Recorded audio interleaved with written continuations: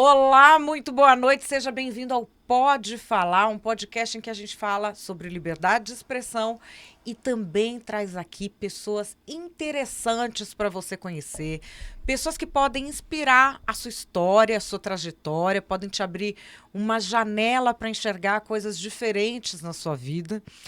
Cada quarta-feira eu trago aqui um convidado diferente. Quero agradecer muito a vocês que estão virando aqui fãs do canal. Se você está aqui pela primeira vez, seja muito bem-vindo. Se gostar do Pode Falar, deixa sua curtida, se inscreve no canal e ativa o sininho para você receber as notificações quando a gente entra no ar.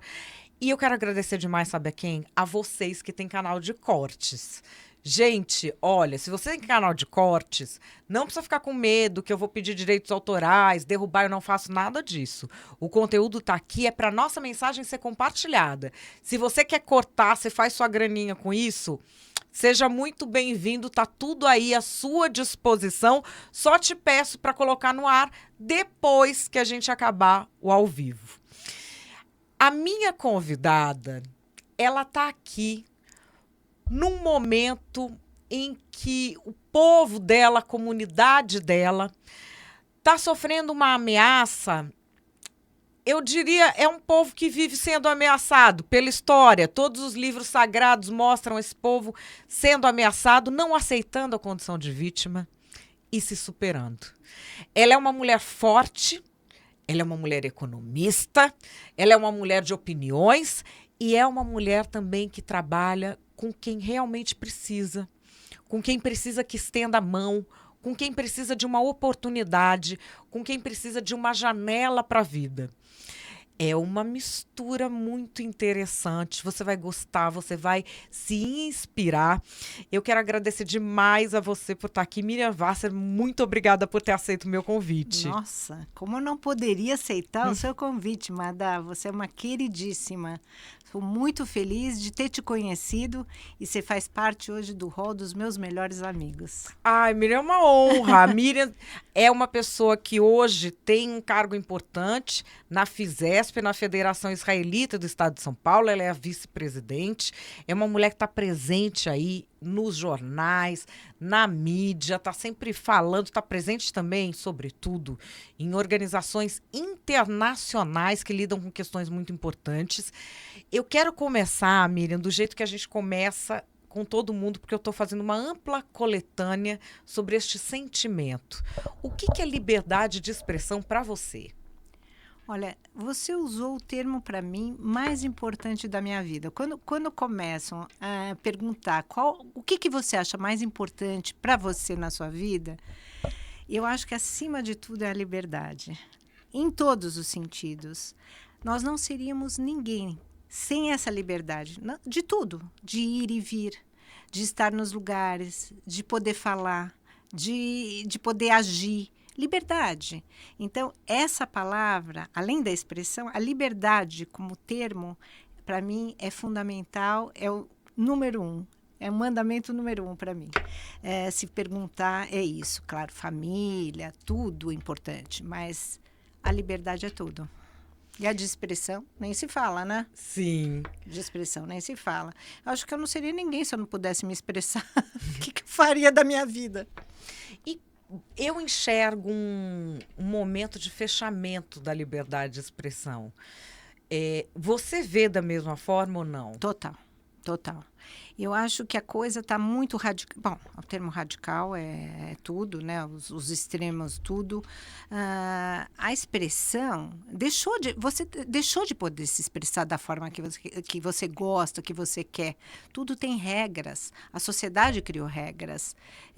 Por mais que o Brasil, que aqui a gente mora num país democrático, que se fala, não é tão assim. Você não pode falar o que você quer. Você precisa ver, então, ainda mais eu, que sou uma pessoa que representa uma instituição, uma comunidade, eu tenho que ver de forma como é que eu vou me expressar. Eu acho que mudou muito. A gente não pode falar o que a gente pensa, o que a gente quer, da forma que a gente quer. Hoje as pessoas são anuladas, né? São canceladas. Olha o termo, cancelada. Então, eu acho que isso... A própria sociedade, ela está te tolhindo muito em todas as maneiras. A gente tem que pensar muito o que vai falar. Esse politicamente correto me incomoda demais. Isso que você está falando, assim, a gente tem que pensar muito o que vai falar. Às vezes as pessoas minimizam e falam, não, mas tem que pensar mesmo, porque você está num cargo. Mas não é pensar o que você vai falar para o cargo que você representa. É por causa de um monte de regras que um grupo criou e que não fazem sentido. Só que se você não respeitar, aquilo se volta contra você. Esse que é o contrassenso. É um tiro no seu pé, né? Você tem que ver para não ser o tiro no seu pé. Essa é a verdade. A gente tem que cuidar muito daquilo, né? Do que vai dizer, de como vai dizer. E a coisa ficou muito massificada, né? E as pessoas falam aquilo muitas vezes, não estão nem pensando o que estão falando. É aquela pressão para fazer parte. Eu faço parte desse grupo, então eu tenho que falar dessa forma. Ela não raciocina, ela não analisa, ela não vai ler para ver, para conhecer a história, para ver por que está, se o que está falando ali é a realidade realmente, ou se é algo montado, falado. Mentiroso. A gente está vivendo isso todo dia. É uma realidade de rede social, né? É um filme. É um filme. Eu acho que as redes têm um lado muito positivo, mas um lado negativo, vocês não vão me encontrar muito nas redes, eu não fico, tenho minhas razões, acho necessário, acho uma comunicação super necessária, mas também muito destrutivo, e nós trabalhamos, depois a gente pode contar um pouquinho, mas a gente trabalha também com o público das escolas, jovens. E a quantidade de problemas de saúde mental, jovens e adultos, mas dos jovens principalmente, né, para fazer parte, para falar, e quando não são, do bullying, de toda essa parte, as redes sociais estão fazendo um desserviço nesse sentido, né? Miriam, explica pra gente, hoje, com a história da guerra, tudo que tem a ver com o povo judeu, as pessoas estão querendo entender o que é. O que é a FISESP, a Federação Israelita do Estado de São Paulo? O que ela é? O que ela faz? Para quem está aqui, caiu aqui, não sabe do que se trata. O que ela faz? A federação, ela reúne todas as instituições judaicas, a Federação de São Paulo, do Estado de São Paulo. São mais de 60, entre hospital, sinagogas, organizações de benemerência, femininas, diversos tipos, cultural, museu. É uma gama enorme. Pequenas, médias, grandes, temos de tudo. E nós representamos, nós somos o guarda-chuva. Nós somos uma entidade política apartidária. Então, nós somos políticos, nós representamos para as causas importantes. Agora, obviamente, nós estamos trabalhando 7 dias por semana, 24 horas, você pode imaginar o que está acontecendo na federação. E, então, assim, nós temos que ter uma voz que corresponda àquele momento da história e que nós nos colocamos a nossa posição de uma maneira que possa haver uma convivência importante dentro da comunidade brasileira.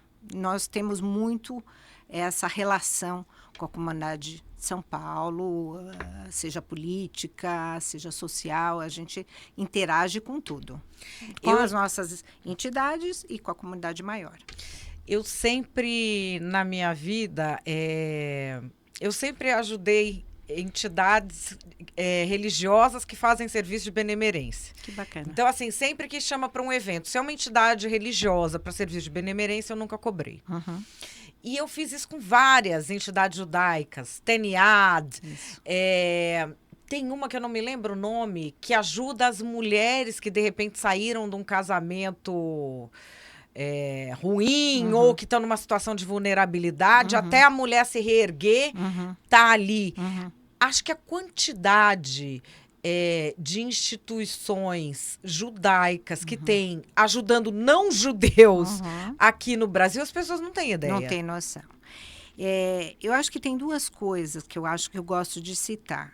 No judaísmo, e isso é a nossa cultura, a nossa religião, a gente aprende sempre essa questão de ajudar o próximo, seja tzedakah, doando, seja financeiro, tal, como ajudando mesmo, dando a mão para a nossa comunidade. A nossa comunidade, todo mundo fala, a comunidade judaica não precisa, a comunidade judaica precisa muito.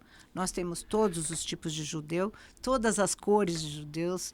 As pessoas não conhecem bem a nossa história.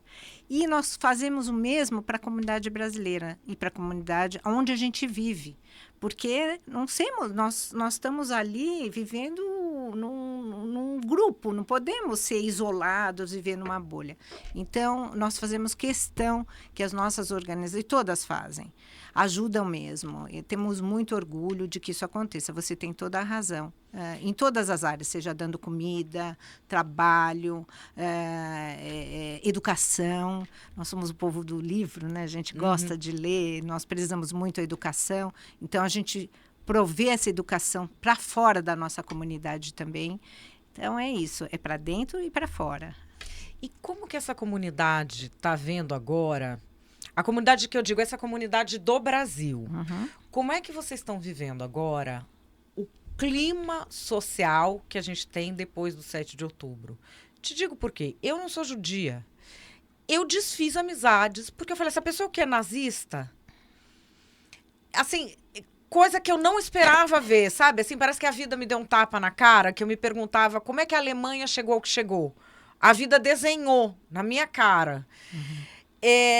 Eu fiquei assim, como que a comunidade judaica tem lidado com isso, que é uma realidade que foi esfregada na nossa cara, né?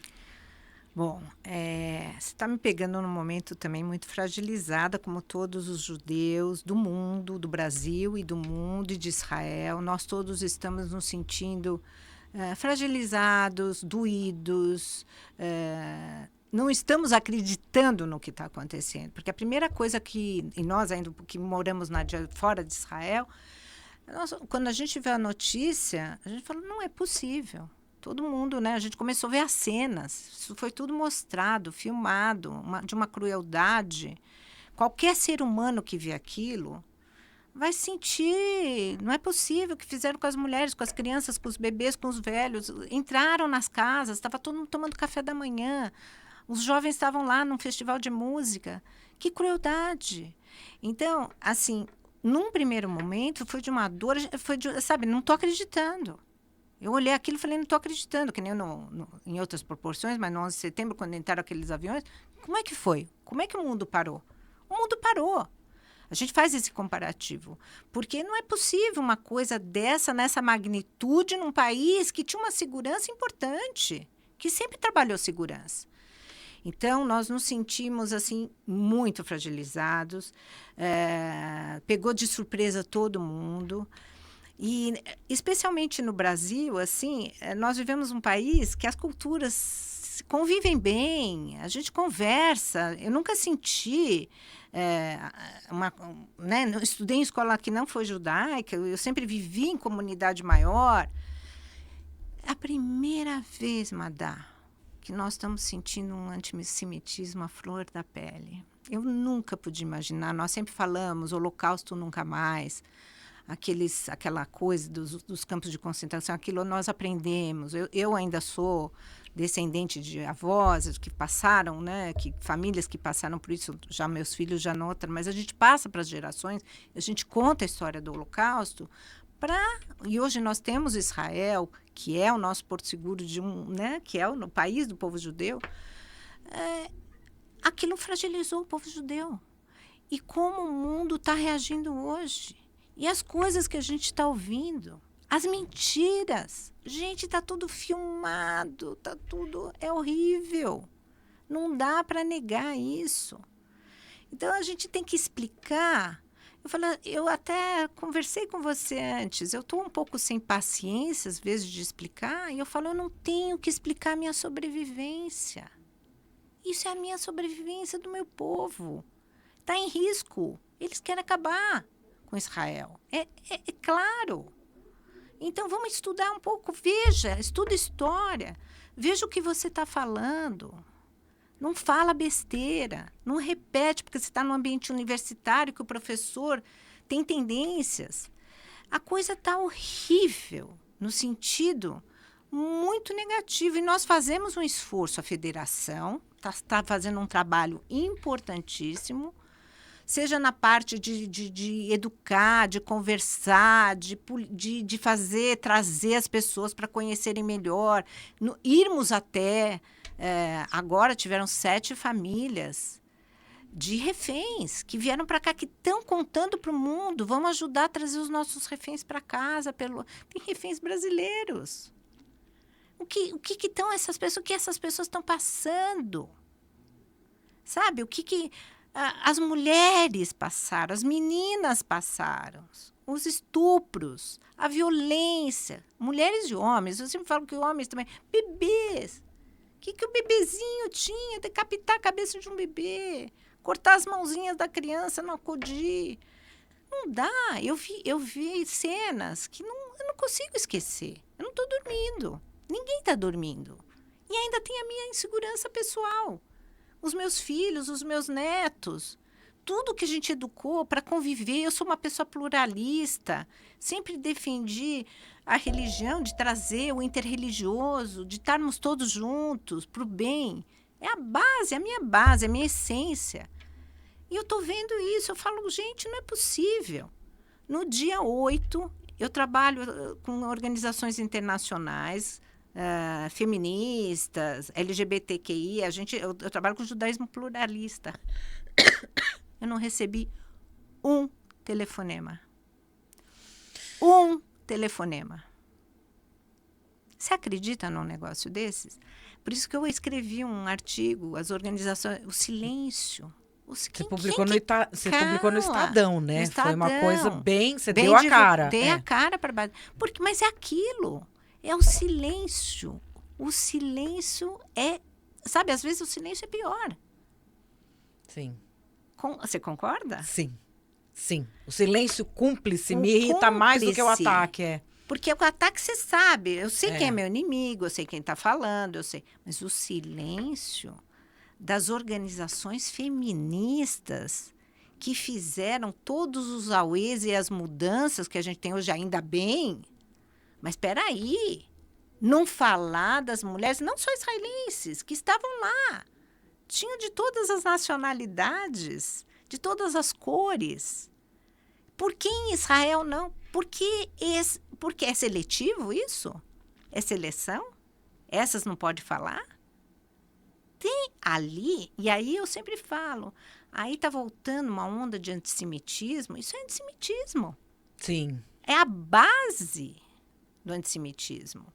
Então, eu não estou nem falando se você é a favor ou contra o governo de Israel. Não tem nada, não é isso que nós estamos falando. Nós estamos falando de uma brutalidade, uma das maiores brutalidades jamais vistas, filmadas, e as pessoas questionam. Mais. Por quê? Porque não tem porquê. Os caras invadem a tua casa de manhã, com você tomando café, com seu pai, mãe, filhos, invade daquela forma, começa a matar, atirar. É cena de filme de terror. É um terror. É horroroso. E escuta, isso não vai ser só aqui. E não é só para judeus. Agora somos nós. E nós estamos visados ali. Mas te cuida. Te cuida. Isso daqui é contra o mundo. É contra diversas linhas e a cultura, que não é aquela. É uma guerra religiosa. É jihad. Aprenda. Aprenda um pouco de história. Quer dizer, não estou falando para você aprender que você conhece bem história, eu digo... Eu não sei se as pessoas têm noção do que é a cabeça de um jihadista. Porque não passa pelo debate, não passa por política. É uma outra frequência, né? E se repete. E nas faculdades, é vergonhoso o que está acontecendo. É vergonhoso. São aquelas falas... Aquela fala implantada ali, colonialismo, imperialismo, blá, blá, blá. Gente, vai para Israel, conheça, verifique com seus próprios olhos o que é Israel. Não fala besteira, conheça. Veja o que acontece do lado que que mulher não pode falar do outro lado, que mulher não pode agir, como tratam-se as mulheres, ou quando alguém não é a favor, o que se implanta desde pequenininho naquelas crianças, que tipo de governo que eles têm hoje. A história está invertida. A história está invertida. E a gente tem que falar, gente, é mentira, vocês estão acreditando numa grande mentira. Vocês estão apoiando uma grande mentira. O coitadinho, o oprimido. Gente, olha o que acontece. Aprenda. Aprenda.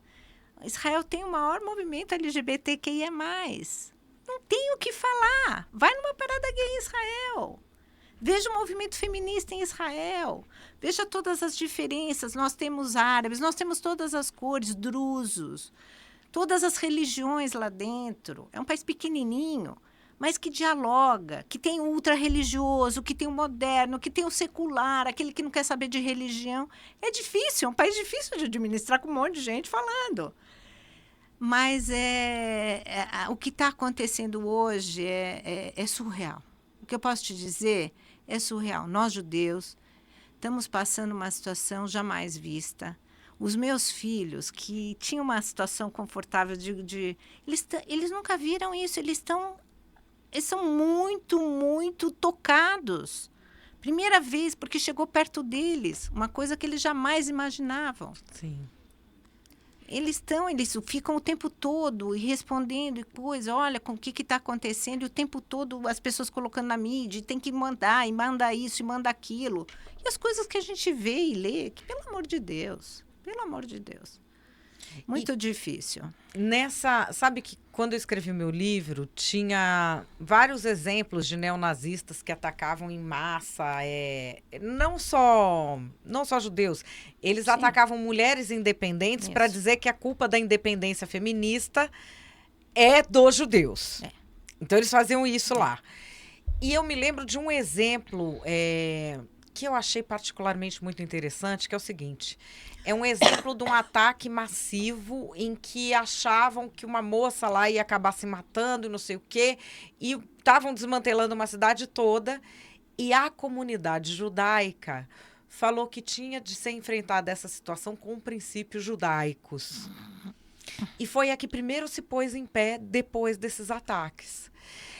De que forma que a comunidade está agindo? Porque, assim, se você se coloca no lugar, eu muito provavelmente já teria perdido completamente a paciência, estaria reagindo aos berros. Não é o estilo da comunidade judaica, né? Olha, que nós já passamos por tanto, nosso povo viveu já tantas perseguições, e é o famoso déjà vu, né? A gente pensa, né, depois que foi formado o Estado de Israel, que aquilo que nós nunca mais viveríamos os horrores, os pogroms, né? Isso foi um pogrom, né? Como foi feito na Polônia. Você vê aqueles filmes, foi caracterizado como um pogrom. Nós temos uma coisa muito bacana. De toda a história sempre tem um lado positivo e muito bom. Uniu muito o nosso povo. Nós nunca tivemos porque nós também temos milhões de linhas, e é o religioso assim, e é o não sei o que assado. E quando está tudo bem, as coisas ficam mais dispersas. Quando vem uma crise, quando vem alguma coisa grande, e isso aqui é uma crise, é algo existencial. Nós estamos lutando pela nossa existência. É muito forte. Então, nós estamos muito unidos. Muito. Jamais visto como nós estamos unidos.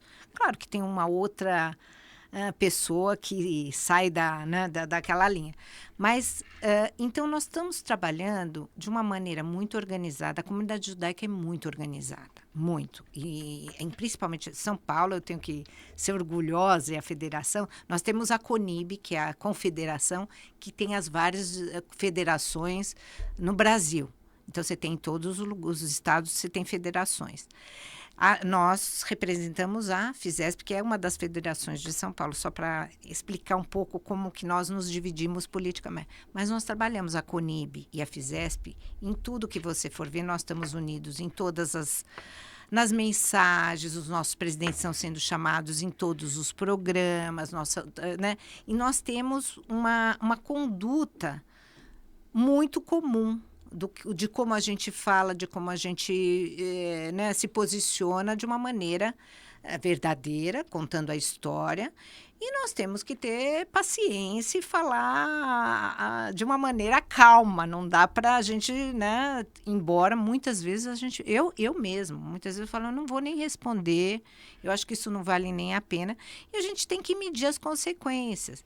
Então a gente faz um trabalho de respostas e de proatividade. Nós estamos indo também explicar, por exemplo, então essas famílias vieram, foram para Brasília, fizeram entrevistas, o que aconteceu. A história está sendo contada. O consulado de Israel chamou os jornalistas.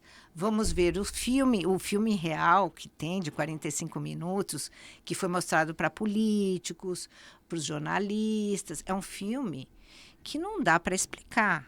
Eu já falei sobre esse filme aqui, que é um filme que ele é a filmagem que eles próprios, os terroristas, fizeram de GoPro, Isso. as pessoas vítimas fizeram e também a primeira equipe de resposta.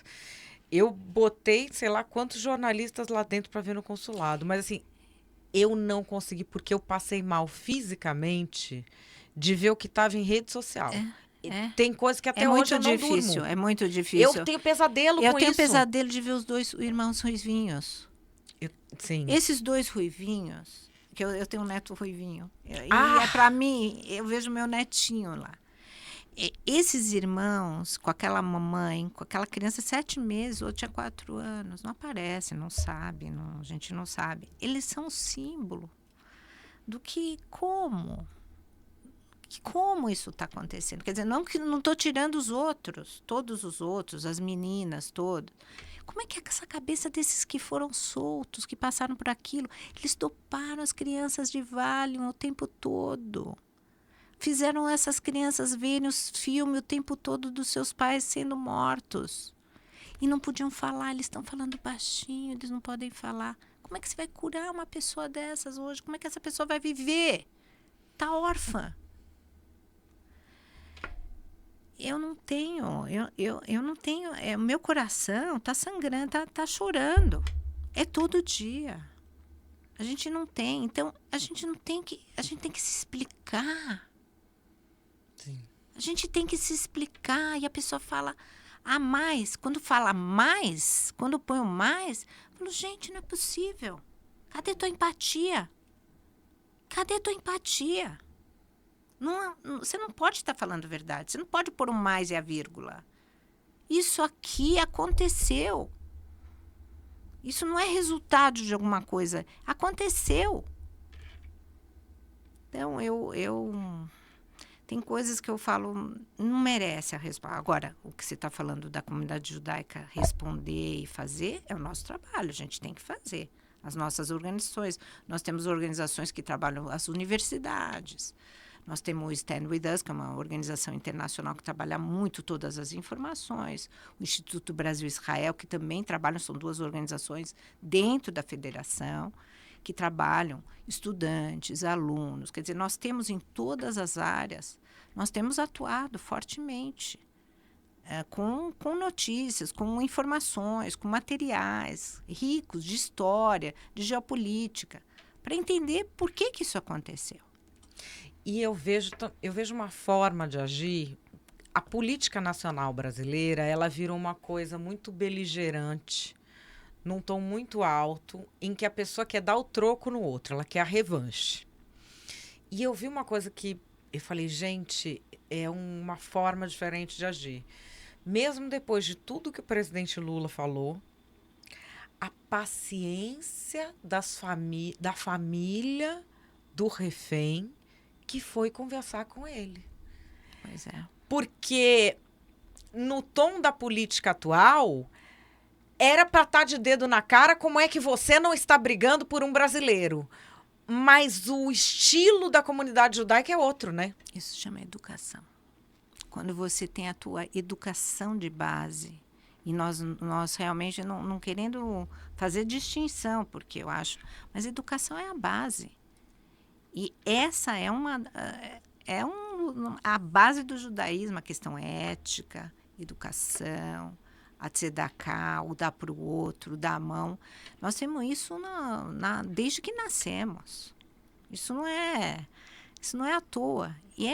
Você vai pegar o judeu americano, o judeu na Romênia, o judeu, até os que moram nos países orientais, que você tem judeus no mundo todo, na África, todos vão ter essa base, mesmo com caras diferentes, com origens diferentes, e aqui no Brasil, a mesma coisa. E a gente vê um esforço grande das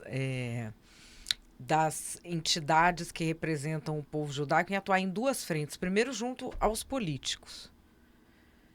E depois, para esclarecer a sociedade. Porque, por exemplo, uma palavra que eu vi sendo usada da maneira mais louca possível é sionismo. Eu gostei do que o presidente Biden falou. Aliás, eu já tive uma oportunidade num dos congressos dessa organização mundial que eu faço parte, da World Union for Progressive Judaism, que é o judaísmo liberal no mundo. Ele veio ainda quando ele era vice do Obama. Ele veio, e ele é muito próximo há muitos anos. E ele historicamente, tem uma história, ele conhece muito bem toda essa parte internacional, conhece todos os países, toda a parte de geopolítica. Mas ele respondeu isso, acho que foi essa semana, não sei, teve o Hanukkah na Casa Branca, sempre tem a cerimônia de Hanukkah. E ele falou assim, ele sempre está defendendo com unhas e dentes, e ele falou assim, você não precisa ser judeu para ser sionista, eu sou sionista. Aquilo me pegou fortemente, porque ele entende a necessidade do Estado de Israel, que aquela é a pátria do povo judeu. Independente dos judeus que estão vivendo em outros países, que tão importante quanto, mas a gente também, ele entende, né? Ele entende a base do sionismo. Então, para mim, ele definiu. Você, Madá, podia ser uma... Eu sou sionista. Você é sionista. Eu não então, sei se as pessoas sabem o que é você ser sionista, porque hoje em dia virou... É que misturam tudo, né? Você ser sionista... Vou simplificar, tá, Miriam? Bom. Porque você está falando dessas várias dimensões. Eu já falei como se todo mundo soubesse, né? Não, e você está falando dessa dimensão que o Biden falou, do significado histórico que tem você ser sionista ou não, do significado filosófico. Isso. O sionismo é o quê? Você defender que o povo judeu tenha sua pátria, que é Israel. Ponto. É isso. Básico. É só isso. É o básico. É o básico. E para você defender isso, você não precisa morar em Israel. Você não precisa. Você entende a importância e assina que é o Estado judeu. É o Estado judeu. Israel é o Estado judeu. E assinado, sacramentado, tudo feito na ONU, certinho, né? E nós não temos como confrontar isso. Isso está legalizado. Não tem dúvida sobre o assunto. E tem a ideia também, que a ideia é algo filosófico que foi trabalhado para que você tivesse uma pátria dos judeus. Essa é uma ideia que foi considerada, na época em que se falava de questões mais humanistas, essa é uma ideia que foi considerada. Mas hoje, o que eu estou vendo, o debate sobre sionismo em rede social e não sei o quê... Mas ninguém sabe nada. É sobre outro assunto, nem é sobre sionismo, não. Ninguém sabe nada. Por isso que eu falo, vai estudar um pouquinho, vamos estudar história. Eu também, olha, eu vou te dizer, eu não sei muita coisa de muitos países, de outros lugares, eu não me meto a falar. Não conheço aquela população. Que, de repente, olha que curioso, que, de repente, todo mundo está falando de Israel e dessa situação do Oriente Médio. Eu quero entender. Por que é tão importante? Por que não? De outras coisas que aconteceram, de outros massacres e coisas horrorosas que vivem acontecendo e continuam, que as pessoas nem citam, nem falam nada. Deixa rolar. Por que isso aqui é tão importante? Porque, de repente, todo mundo sabe, todo mundo virou expert. Para mim, a coisa que eu mais, e todos nós judeus que conhecemos essa onda, inclusive principalmente nos Estados Unidos, nas universidades Ivy Leagues, que você cobriu tão bem, né? E essas 3 presidentes da MIT, né? A Penn e a Harvard. Uma já foi excluída. Depende do contexto. Né? Elas estavam falando do genocídio, depende do contexto. Mas, para mim, genocídio depende do contexto. É o seguinte, elas têm políticas de bullying, se você errar um pronome, você está ferrado.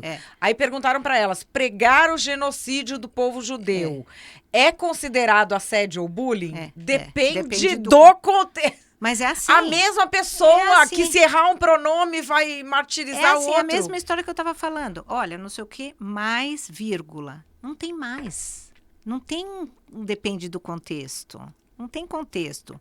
Quando as universidades, os estudantes americanos de Harvard, da Colômbia, começou lá, sei lá eu aonde, todas essas grandes universidades americanas, começaram com as plaquinhas. From the river to the sea. Palestine free, do rio ao mar, a Palestina livre. Então, a pergunta que a gente faz é assim, que rio? Quando uma pessoa fala assim, qual é o rio? Qual é o mar? O que é a Palestina livre? Você sabe o que você está falando? Você está falando da extinção de um povo. Você está falando, from the river to the sea, Palestine free, é a extinção de Israel. É a extinção de um povo. Você fala isso para um estudante universitário que está citando isso. E o povo, você pergunta, está na rua. Por quê? Então, isso que está acontecendo no mundo, e tem, obviamente, muita gente atrás, pagando, tem muita grana, tem muita coisa, essa lavagem cerebral toda foi feita, não é de hoje, isso vem anos. Agora o antissemitismo floresceu de novo, né? Isso tudo é antissemitismo, é a base. E você me pergunta, você está assustada? Eu estou muito assustada. Muito assustada. Eu convivo aqui no Brasil, sempre foi um país que, nossa, convivência maravilhosa. Meus avós vieram da Alemanha. Minha avó falava assim, Miriam, com aquele sotaque alemão. Ela também é mulher forte, poderosa. Ela falava assim, Miriam, o Brasil nos acolheu. É um país que aceita, que fala, que conversa. Ela nunca quis voltar para a Alemanha. Então, eu sempre falei, e é mesmo, eu sempre senti isso. Os meus amigos. Agora, você pergunta, eu falo, gente, eu estou assustada. Estou assustada, de repente, do meu vizinho questionar minha existência. De eu colocar uma mezuzá na porta e vem gente pichar aqui uma suástica, ou arrancar minha mezuzá, ou ir lá no meu cemitério, colocar nas tumbas. Isso está acontecendo. A Europa... Isso aqui é todo dia. Outro dia um blogueiro mandou para mim... incendiada. Você vê todo dia um ato horroroso. Outro dia me mandaram do interior do Ceará. Sabe aqueles cemitérios de murinho baixo? Uhum. Um rapaz me mandou, falou, olha isso aqui, interior do Ceará. Acho que só tinha um judeu enterrado lá, foram lá fazer uma suástica. Isso. Mas é aí. Aí começa uma onda desenfreada. Por quê? Porque as pessoas repetem, elas não estão, elas acham, olha, esse é o mal, esse é o coitado, esse aqui é o coitado, esse é o mal. Gente, Hamas é uma organização terrorista que governa aquele espaço, que aterroriza o seu povo ali também. Então, não dá. Como é que você vai negociar com terrorista? Como é que você vai falar de... Não, vamos sentar agora aqui. Paz e amor, né? Você matou, estuprou, degolou, crianças, que não quer o Estado de Israel porque está na tua fala, está lá na tua carta de fundação. Carta de fundação deles. Não sei longe. Como é que você vai falar? E Israel tentou, vai historicamente ver quantas tentativas já foram feitas para 2 estados. Quantas? Quantas? Exatamente. Quantas? Quem que nunca aceitou? Vamos entender a situação. Já que quer falar da situação do Oriente Médio, fala, mas conhece. Vamos estudar um pouco. Vamos conhecer um pouquinho sobre isso. Agora, aí também tem uma coisa que me falaram. Vocês já me falaram uma coisa muito interessante, que a gente vive hoje num mundo em que fingir que é vítima ou se valer da condição de vítima virou um grande ativo de poder no progressismo. E os grupos terroristas sabem fazer isso muito bem. Eles sabem fazer esse discurso, até porque grupos terroristas islâmicos, já fiz trocentos artigos sobre isso, eles sempre conseguem atrair um ocidental para falar a língua que cala o coração do ocidental. E eles têm feito esse apelo de vítima. Ao mesmo tempo, por mais perseguido que seja, o povo judeu não aceita ficar na condição de vítima. Você tocou na nossa base. Primeiro assim, a vida pra gente é sagrada. Nós não cantamos a morte. A vida é... Nós nunca mostramos... Isso mudou nessa crise, nessa guerra. Nós nunca mostramos corpos. Não está no judaísmo. Você não faz autópsia. Isso teve que mudar. Foi a primeira vez que foram mostradas as... Porque não fomos nós, né? Na verdade, eles filmaram. Mas nós nunca mostramos, porque nós nunca... Isso não é judaísmo.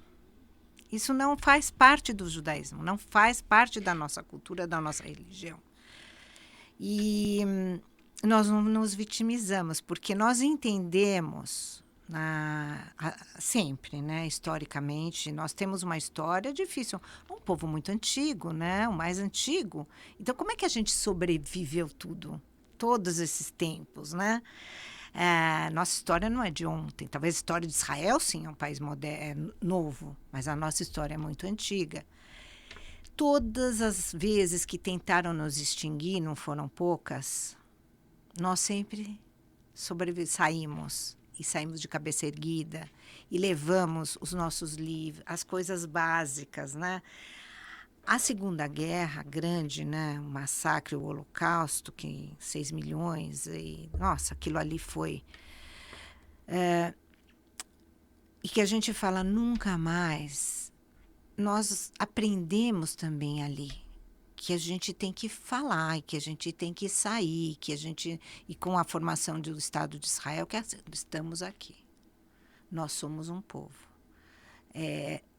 Nós temos um posicionamento hoje bem diferente, por nós temos a nossa terra, o nosso espaço, a terra de Israel. Por isso que a palavra sionismo, que está sendo tão, né, muitas vezes desvirtuada, para nós é fundamental.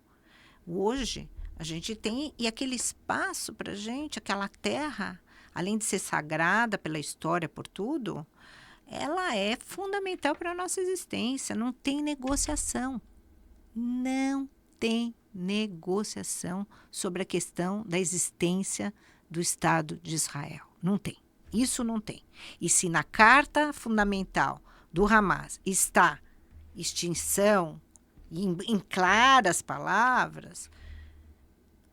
I'm sorry, não vamos conversar com um povo que quer nos extinguir. Agora, não estou falando de questão de palestinos e judeus, não estou falando disso. Estou falando da organização terrorista Hamas. E a gente tem, no mundo inteiro agora, muita gente começando a vocalizar que organizações internacionais intervenham. Os judeus fazem parte de muitas organizações internacionais. Eu queria que você contasse um pouco desse seu trabalho com essas organizações. Qual é o trabalho que você tem exercido e como que isso ficou afetado agora? Então, quando eu tirando o meu lado de judaísmo liberal, né, que eu sempre trabalhei, na FISESP, eu entrei alguns anos atrás para desenvolver a área da mulher. e desenvolver a área, e dentro da área da mulher, empoderamento feminino, que a gente, né, às vezes nem gosta muito de ficar falando essa palavra, mas entramos com a questão da violência contra a mulher e suas famílias na comunidade judaica, que também é um grande tabu, né? Difícil de se falar. Uau! Então, nós criamos uma área muito difícil de ser criada também dentro de uma comunidade mais patriarcal, muito mais, né, com certas raízes. Ah, mas isso não acontece com os judeus. Como não acontece? Nós somos um povo como todos, seres humanos. Acontece bastante. Uma área difícil. Então, meu trabalho todo iniciou nisso. Nós depois desenvolvemos outras áreas, o advocacy, que também acaba trabalhando com áreas da mulher, relacionamentos saudáveis, a prevenção nas escolas com relação a relacionamentos abusivos, de que maneira a gente conversa.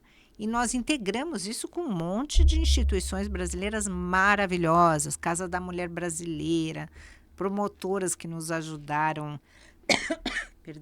a construir, fazer toda essa construção dessa parte feminina na comunidade, liderança e networking, um grupo enorme de mulheres poderosas, executivas, que se capacitam, que conversam todos os dias. Então, é uma área que ficou muito forte dentro da federação. E esse trabalho nosso, por que você está falando das organizações internacionais para responder a tua pergunta? Foi exatamente o que eu escrevi nesse artigo. Como é que as organizações mundiais estão mudas? A ONU demorou 51 dias para se manifestar. Perdão.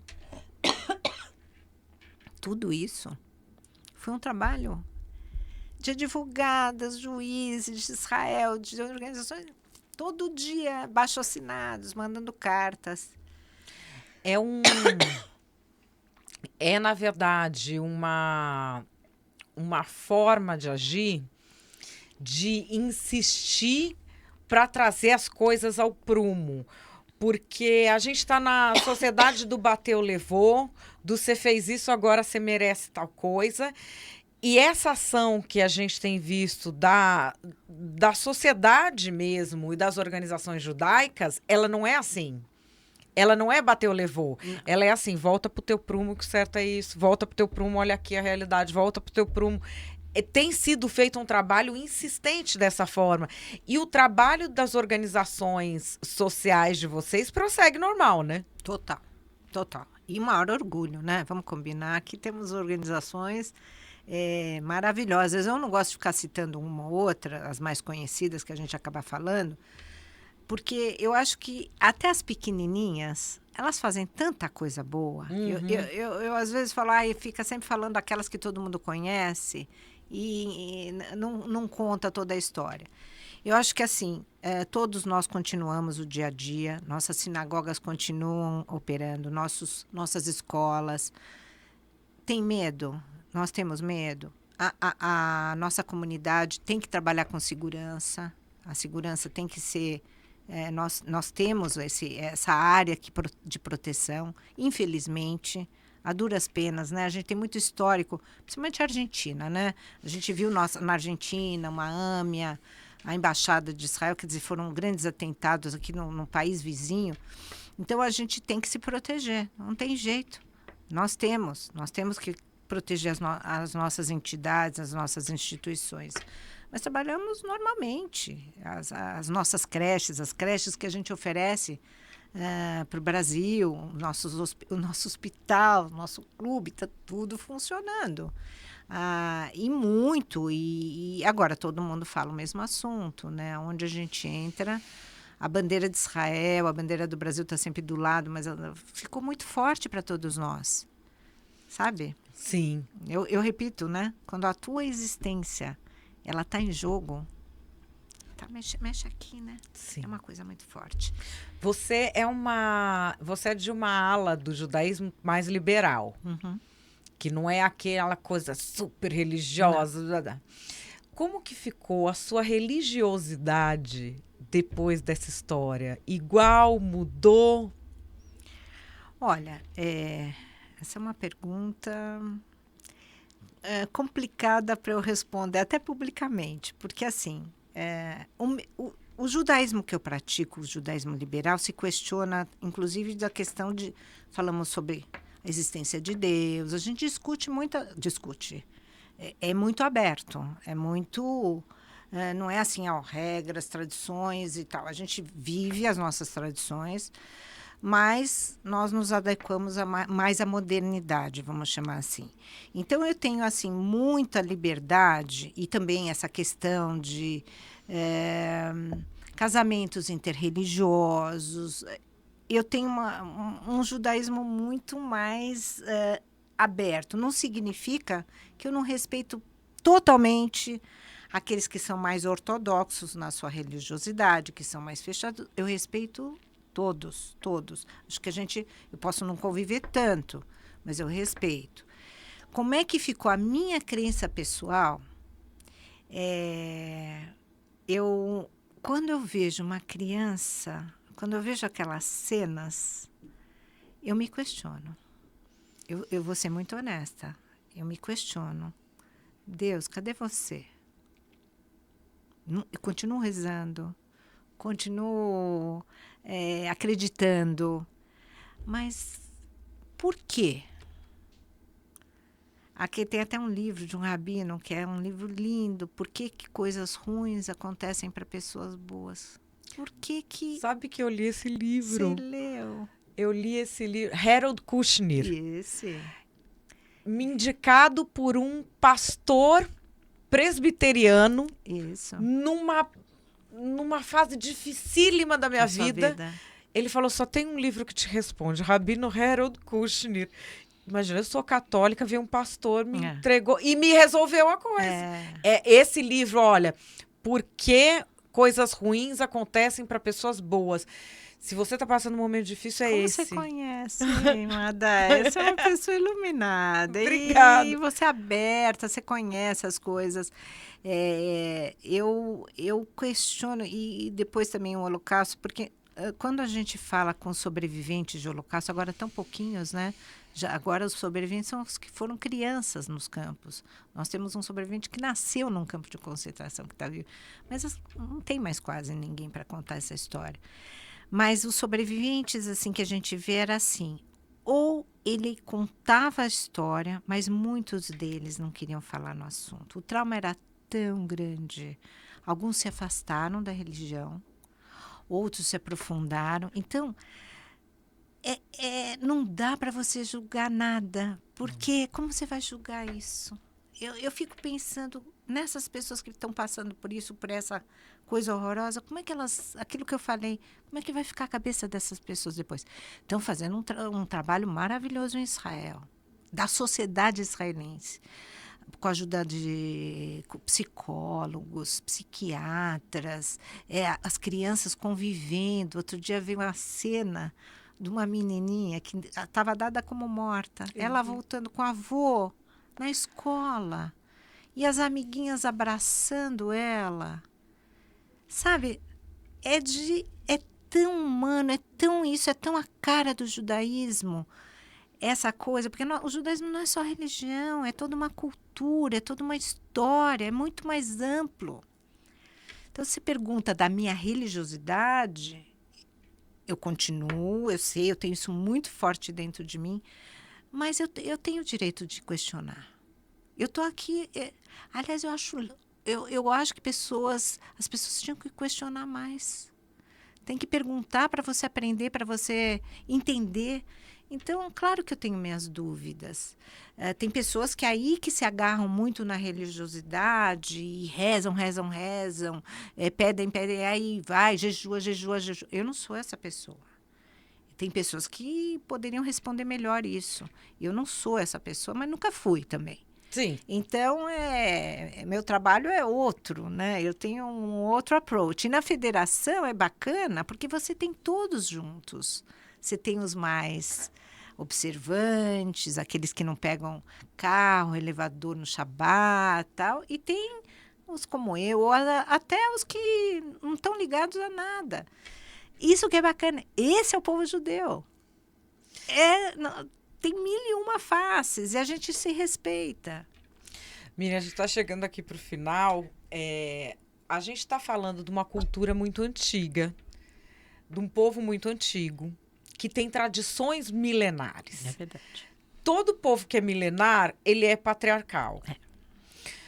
Qual que é a sua trajetória pessoal como mulher para chegar nesse ponto da comunidade, que ele não é o degrau em que você está de representatividade, a comunidade não confiaria em alguém em que ela não tem absoluta confiança na competência. Obrigada. Como que foi esse seu galgar posições para chegar à vice-presidência da Fisesp, por exemplo? Você é economista de formação, como é que você vai para o social e para isso, para aquilo? Bom, a questão da minha formação, do meu trabalho, eu sou, na verdade, uma pessoa que gosto de gente. Começo por aí. Adoro pessoas. Adoro você. Hoje você está na lista das pessoas que eu gosto muito. E para você fazer o que eu faço, tudo que eu fiz até hoje, essa questão de gostar de gente faz muita diferença. Porque eu me comunico, eu trago, eu tenho essa habilidade, né? Eu não sou uma pessoa... Eu já estava falando assim, temos que usar a questão, né, de modéstia, humildade e tal. Eu não sou uma pessoa que eu não gosto de achar que eu sou o máximo, mas eu tenho muito orgulho dessa minha trajetória, muito. Eu venho de uma casa que é uma casa liberal, mas com um pai e irmãos que sempre foi aquela coisa nos negócios, tal, eu tive que achar os meus espaços. Eu sempre fui para o mais difícil. Eu não gostava de matemática, fui fazer economia. Eu sempre fui para ir pelas minhas barreiras, para as coisas mais difíceis, que eram difíceis para mim. Isso é uma coisa também, eu acho que de alemão, não é uma cultura alemã? Que você Pode ser bom ser. no que você gosta, qualquer coisa. Agora, você conseguir ser bom naquilo que é difícil pra você, aí você é o herói, eu né? Eu gosto dos desafios. Eu sempre... Todo mundo fala, Miriam, como você tem paciência, como não sei o quê. Eu sou perseverante, eu tenho muito foco. E essa questão da sociedade mais patriarcal... Ela tem um lado patriarcal, mas tem um lado de uma mulher. A mulher, né? A mulher judia, normalmente, é uma mulher que está sempre muito presente. A mãe judia. A mãe judia Não dá. E hoje, se você olhar bem a comunidade, é muito igual. Não tem mais. Muita mulher forte também. Muita mulher forte. Eu trabalho com mulheres. Nossa, mulheres eu aprendo todos os dias. Então, assim, galguei, acho que fiz um bom trabalho e fui reconhecida por isso, né? Assim, as coisas que eu fiz muita besteira também, a gente aprende. E tem muitos anos de experiência também. Eu sempre comparo, eu fui maratonista. Então, eu comparo com... Delícia. Delícia, é duro ser maratonista. Corri quase 40 anos na minha vida. E os treinos, o que você tem que fazer ao longo do caminho, isso, e também é perseverança. É para você chegar lá. E eu acho que a minha vida é um pouco assim.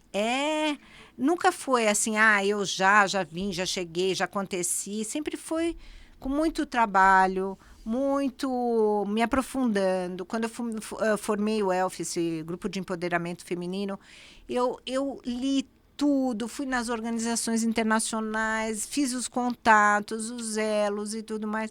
Então, e esse reconhecimento foi através dos anos. E, nossa, na Fisesp, eu sempre falo, homens abriram portas para as mulheres poderem fazer isso. Eu sou sempre muito...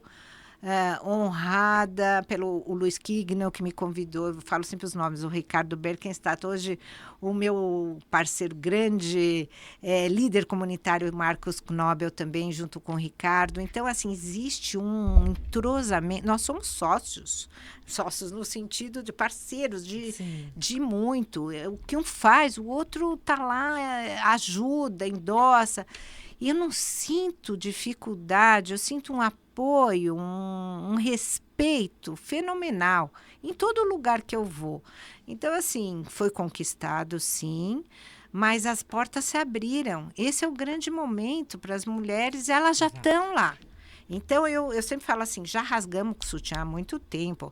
Aquela linguagem feminista, eu não gosto. Eu acho que, assim, é o outro, eu sou feminista. Mas já andamos um caminho, não vamos ficar falando das mesmas coisas sempre, vamos trabalhar com os homens, juntos e por igual. E nós com eles. Eu vejo esse feminismo que fala da quarta onda, que é o de rede social. Eu vejo elas reclamando. Eu falo, gente, parece que vocês estão vivendo a Idade Média. Nunca foi tão bom ser mulher. Eu, menina, não imaginava, por exemplo, a possibilidade da gente ter um programa assim, eu, mulher, falando com você, mulher. Isso E falando de que temas, a gente quer falar. de temas que não fossem domésticos. Eu não imaginava isso, eu não vislumbrava isso. E você tem uma carreira maravilhosa, você está no topo da pirâmide da sua profissão, na melhor da sua... E eu da minha, com idades bem diferentes, mas a vida da gente era pra gente ser a doméstica. Não, assim, a gente até trabalhar, mas trabalhos menores. O marido sustentar. E o marido sustentar. Isso era a nossa realidade. E a gente viu isso mudar. Quando eu vejo as meninas reclamando... Eu falo, não. Eu falo, não, gente, pelo amor de Deus, você pode fazer o que você quiser. Eu sou de uma geração mais antiga que ainda não tinha esse espaço totalmente certo. Eu já estudei, eu já trabalhei logo que eu saí da faculdade, já tive... Primeiro vieram as outras, quer dizer, mulheres abriram as portas para a gente. Nós não estamos mais, nós não temos que falar mais de algumas coisas que já estamos lá. É repetir o mesmo, que até você cria um afastamento. Exato. De homens e mulheres. Um homem não quer ouvir mais aquela mesma balela, sabe essas coisas? Não é por aí. Então, assim, nós somos feministas, num outros tempos, mas vamos adequar o que nós somos. Aí tá minha veia judaica também liberal. Adequa onde você tá. Não fica falando daquilo que já foi feito. Já foi feito isso. O que você está falando já não tem mais. Agora, não é para todas não são para todas, né? A gente tem que lembrar que ainda tem muitas mulheres que não estão nessa situação, que estão em outra situação, e que nós, que somos privilegiadas, que tivemos educação, que pudemos chegar onde nós chegamos, a gente tem que ajudar as outras a estarem em posições diferentes também, né? Aquelas menos privilegiadas e tudo mais. Então, acho que a grana faz muita diferença também. Não estou falando de ter muito dinheiro. Mas a mulher que tem que escolher... Se sustentar. Mas a mulher que tem que escolher entre cuidar do filho e poder sair para trabalhar, porque ela não tem nem esse suporte, aí tem que ser uma mulher para ajudar a outra, porque senão não tem jeito. E são muitas nessa situação, né? E principalmente no Brasil, a gente tem que lembrar, porque a gente acaba ficando no nosso mundinho mais, né? Não é privilegiado, eu não acho que é um mundinho privilegiado, porque, olha, eu sempre digo... Quando a pessoa fala, mas esse é rico, todo mundo é rico, eu falo assim, ninguém quer ser pobre. O pobre quer ser também, quer ter sua condição. Não adianta a gente ficar falando coisas que, não vou falar por eles, ou por pessoas que não é, que é um pessoal falando hoje sobre judeus, que não é judeu, ou de palestino, que não é palestino, e que sabe tudo. Eu também sinto que eu não sei, eu tenho empatia. Eu tenho empatia com essas pessoas que não conseguiram. Eu tento trazê-las e ajudar naquilo que eu posso. Sempre tentei. Dessas mulheres que não estão em condições, eu acho. Agora, esse feminismo, que eu acho que entra tudo nessa categoria dessas falas prontas, desses movimentos todos que... Ai, chega, né? Acho que a gente não dá, não cabe. Não. Para mim, não cabe. E esse feminismo tem um fenômeno que é do esquerdo macho, que eu chamo, que é o feministo. O feminista? Que ele vem dar aula pra gente de feminismo. Que isso me dá um ódio, Eu prefiro 1000 vezes o cara que ele assume que é machista, que não foi criado assim, mas que me dá uma mão, que faz as coisas pra mim, que me ajuda. Não, mas é que autêntico. Me ajuda. Ele é autêntico. Pode não ser da forma que eu gostaria que ele fosse comigo, mas que pelo menos você sabe quem é. E que me ouve, e que tá aberto, de repente, a me dar uma mão aqui e ali. Que é verdadeira com aquilo que fala, né? Que é autêntica com aquilo que fala, com aquilo que pensa, né? Que não é um papagaio repetindo aquilo só para sei lá o quê. Porque faz parte daquele movimento, ou daquele grupinho, ou daqueles... não sei. Eu estou numa fase, Madá, que eu até falei para você, que publicamente até às vezes eu me preocupo porque não estou mais para perder tempo com conversa fiada. Essa é a verdade. Olha, agora eu vou aqui finalizar com um ping-pong, que eu faço uma pergunta Ela- rápida Ai, ai, ai. e você responde rápido. Eu não vivo sem. Eu não vivo sem amor. Eu já desisti de. Eu já desisti de falar com quem é obcecado por ideias que não convergem com radicais. Um medo. Eu tenho medo da ignorância. Um arrependimento. Eu me arrependo de não ter. Putz, essa tá difícil, porque eu tô tão feliz com tudo que eu fiz até hoje. Eu me arrependo, quando meus filhos eram muito pequenininhos, de não ter podido ficar mais tempo com eles. Ah, isso acompanha mesmo. Um sonho. Um sonho, eu tô tendo tanto pesadelo ultimamente. Eu sonho de que meus netos possam ter uma vida tranquila e segura. Amém. Quem é Os Miriam? netos e bisnetos, né? Sim. Filhos. Filhos também, né? Mas os meus netos. Amém, amém. Quem é Miriam Wasserman? Miriam Wasserman é uma mulher. Ai, nossa, é ping-pong mesmo. Ó. Miriam Wasserman é uma mulher que gosta de desafios, que ama o que faz e que quer sempre dar a mão para quem precisa. Muito, muito obrigada por ter vindo, de verdade, de coração, por ter encontrado aí no meio da sua agenda, com tanta coisa que aconteceu, um tempo para vir até aqui, conversar comigo, conversar com o pessoal do Pode Falar. Muito obrigada, Ai, Miriam. obrigada a você, Mada. Adorei esse nosso bate-papo. Me chama de novo, hein? Chamo, olha, convido de novo. Olha, espero que vocês tenham gostado também. Os comentários estão abertos aqui embaixo. O Pode Falar volta na próxima quarta-feira, às 8 horas da noite. A sua companhia aqui às quartas. Se você está aqui e não está inscrito ainda no canal, se inscreve. Ativa o sininho para você receber as notificações e compartilha o Pode Falar com alguém de quem você gosta. Uma ótima noite. Beijo para vocês e até quarta.